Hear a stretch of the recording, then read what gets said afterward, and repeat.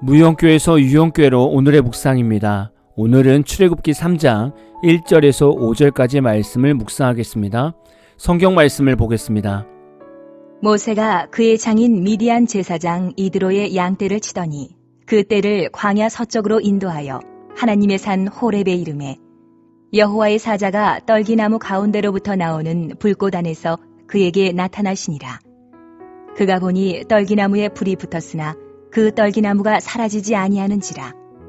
이에 모세가 이르되 내가 돌이켜 가서 이 큰 광경을 보리라. 떨기나무가 어찌하여 타지 아니하는고. 하니 그때에 여호와께서 그가 보려고 돌이켜 오는 것을 보신지라. 하나님이 떨기나무 가운데서 그를 불러 이르시되 모세야, 모세야. 하심에 그가 이르되 내가 여기 있나이다. 하나님이 이르시되 이리로 가까이 오지 말라. 내가 선 곳은 거룩한 땅이니 내 발에서 신을 벗으라. 오늘 말씀은 너무나 자주 듣던 말씀일 것입니다. 하나님께서 모세를 부르시는 말씀입니다.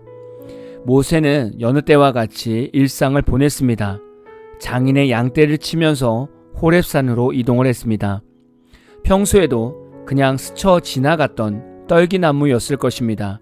그런데 그날은 떨기나무에 불꽃이 있었고 그 안에서 하나님의 부르심이 있었습니다. 우리에게 하나님의 부르심은 언제 있었습니까? 여러분은 언제 예수님을 믿게 되었습니까? 그것은 특별한 집회 시간에 하나님의 부르심을 받을 수도 있겠지만 평소 일상에서 하나님의 부르심이 있었을 것입니다. 친구가 교회를 가자고 해서 그냥 한번 따라가 본 것이 하나님의 부르심에 응답이 된 것이죠. 하나님께서는 우리의 일상에서 우리가 하나님의 말씀과 기도로 교제하고 있을 때 자연스럽게 임하십니다. 하나님의 임재가 필요하십니까? 그럼 평소에 하나님과 깊은 교제를 나누는 성도가 되십시오. 그럼 여러분이 생각하지 못했던 가장 중요한 순간에 하나님께서 일해 주실 것입니다. 모세는 떨기나무에 불이 붙었는데 타지 않는 것이 너무나 신기한 겁니다. 그래서 그 모습을 더 보려고 다가갔을 때 하나님이 떨기나무 가운데서 모세를 부르셨습니다. 하나님께서 모세를 부르면서 너가 서 있는 곳은 거룩한 땅이니 내 발에서 신을 벗으라고 말씀하셨습니다. 모세가 서 있는 곳이 왜 거룩한 땅이 되었습니까? 이 땅은 모세가 평소에 양떼를 몰고 다니던 평범한 땅이기도 했을 것입니다. 그러나 지금은 상황이 다릅니다. 하나님께서 떨기나무 가운데 임하셨기 때문에 거룩한 땅이 되는 것입니다. 여러분의 삶이 언제 거룩한 인생이 됩니까? 우리가 예수를 믿기 전에는 평범한 인생이며 지옥으로 달려가는 인생이었습니다. 그러나 하나님께서 내 안에 오시면 그때부터는 인생이 달라집니다. 하나님께서 내 삶에 오신 이후 우리는 거룩한 삶으로 살아가게 되었습니다. 우리의 생각도 거룩해지고 우리의 가정도 거룩해지고 우리의 자녀들도 거룩해지고 우리의 계획도 거룩해집니다. 어제까지도 아무런 일이 일어나지 않았지만 오늘 거룩하신 하나님께서 우리 인생 가운데 불로 임하시면 그곳은 하나님의 거룩함으로 가득해집니다. 저는 오늘 여러분의 가정과 직장과 사업장에 하나님의 거룩함이 강력하게 임하기를 원합니다. 하나님의 거룩함이 임하면 우리의 인생이 어떻게 바뀔까요? 모세는 하나님의 거룩한 땅에 섰을 때 신을 벗었습니다. 이 당시 신을 벗는다는 것은 자신의 기업을 포기할 때 신을 벗습니다. 히브리인들은 신을 벗고 맨발로 걷는다는 것은 수치스럽고 비참한 일입니다. 왜냐하면 당시 노예들이 맨발로 다녔기 때문이죠. 따라서 모세가 하나님 앞에서 신을 벗는다는 것은 하나님의 거룩하심에 대한 경외의 표현이며 자신의 낮고 천함에 대한 고백입니다. 오늘 우리 가운데 하나님의 거룩하심이 임하면 우리는 인생의 신발을 벗어야 합니다. 그래야 하나님의 권위를 인정하고 내가 주인됨을 회개하고 하나님이 주인이 되는 겸손한 상태가 되는 것입니다. 모든 문제는 이런 상태일 때 풀리기 시작합니다. 인생의 주인이 내가 되어 있을 때는 거룩한 상태는 아닙니다.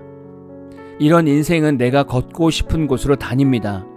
이때 하나님은 우리를 부르실 수 없습니다. 왜냐하면 하나님의 음성이 들리지 않기 때문입니다. 여러분도 경험해 보셨을 것입니다. 가정에 문제도 없고 돈도 잘 벌고 자녀들도 학원에 잘 다니면서 공부도 잘하고 있을 때 이런 말씀 들으면 귓가에도 들리지 않았을 겁니다. 그리고 주일 예배 빠지고 여행 다니고 골프 치러 다니고 놀러 다니지 않았습니까? 이렇게 살 때는 아무리 말씀이 선포가 되고 하나님이 부르셔도 듣지 못했습니다. 그래서 하나님은 이런 성도들에게 광야의 삶으로 인도하십니다. 잘 되던 사업이 망해가고 열심히 공부하던 자녀가 사춘기로 인해 모든 학업을 망치고 서로 잘 지내던 지인들과 사이가 틀어지는 일들이 생깁니다. 이때 우리는 비로소 교회로 나와서 기도하기 시작합니다. 그리고 오늘 말씀처럼 하나님의 부르심이 들리기 시작합니다. 이때 비로소 자신이 삶의 주인이 되어 있었다는 것을 회개합니다. 그리고 하나님과 다시 인생을 시작합니다. 이것이 기독교인들이 반복되는 인생입니다. 이렇게 들으면 얼마나 한심합니까? 그리고 얼마나 시간 낭비입니까?